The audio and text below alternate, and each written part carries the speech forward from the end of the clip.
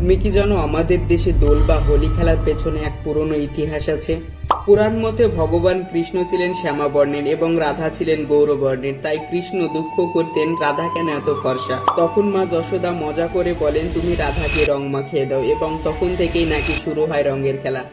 তবে কৃষ্ণ ও রাধার এই রং খেলার কাহিনী সরাসরি কোনো প্রাচীন হিন্দু ধর্মগ্রন্থের মধ্যে পাওয়া যায় না, তবে এটি লোককথা এবং বৈষম্য সাহিত্যে প্রচলিত রয়েছে। উদাহরণস্বরূপ পদাবলী মাধুর্য গ্রন্থের 11 পরিচ্ছেদে কৃষ্ণ ও রাধার সম্পর্কের মাধুর্য বর্ণনা করা হয়েছে। এছাড়া আধুনিক মিডিয়া যেমন টেলিভিশন, সিরিয়াল ও নাটকেও এই কাহিনীর উপস্থিতি রয়েছে। এছাড়াও মুঘল আমলে এই উৎসব রাজ দরবারে উদযাপিত হতো। আকবর, জাহাঙ্গীর, শাহজাহান সকলেই হোলি খেলতেন। আজ শুধু ভারত ও বাংলাদেশ নয়, সারা বিশ্বে বসন্তের এই রঙের খেলা বেশ জনপ্রিয়।